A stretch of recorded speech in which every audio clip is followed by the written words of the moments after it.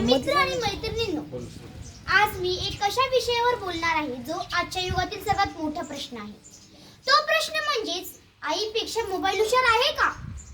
आज आपण अशा जगात जगतोय जिथे सकाळी उठल्यापासून ते रात्री झोपेपर्यंत आपल्या हातात फक्त आणि फक्त मोबाईल असतो.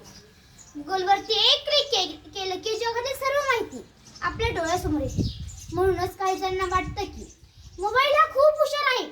मित्रांनो, मला तुम्हाला विचारायचं आहे, ज्या मोबाईलला माणसाने बनवलं तो मोबाईल जन्म देणाऱ्या आईची जागा घेऊ शकतो का? सांगा, घेऊ शकतो का? मोबाईलकडे माहिती आहे पण आईकडे ज्ञानाची शिदोरी आहे. मोबाईल आपल्याला गणिताचं सूत्र सांगेल, पण आयुष्यात येणाऱ्या संकटांशी कसं लढायचं हे फक्त आपली आईच सांगू शकते.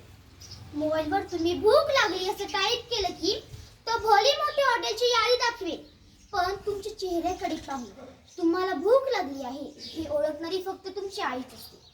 मोबाईलकडे नेटवर्क आहे पण आईकडे प्रेम आहे. मोबाईलची रेंज गेली की तो गप्प बसतो, पण आईचं प्रेम कोणत्याही रेंजवर अवलंबून नसतं. मोबाईलची बॅटरी संपली की तो बंद होतो, पण आपली मुले सुखी राहावीत यासाठी आई स्वतःची काळजी न करता दिवसभर राबत असते.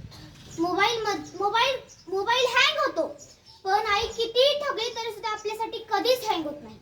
मोबाईलकडे मेमरी असते पण आईकडे आठवणी असतात. मोबाईलमध्ये हजारो संपर्क क्रमांक असतात, पण संकटाच्या मदतीला धावून येणारी फक्त आपली आईच असते.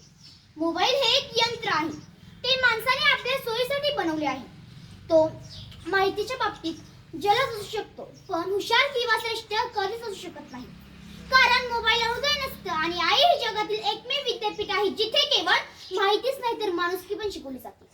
शेवटी मी इतकंच म्हणेन, गुगलवर मिळेल माहिती सारी.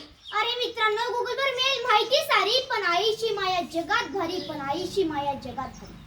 मोबाईल आहे काचेची आकृती, पण आई आहे ईश्वराची खरी प्रतिकृती, मोबाईल आहे तंत्रज्ञानाचा आविष्कार, पण आई देते आपल्या जीवनाला आकार,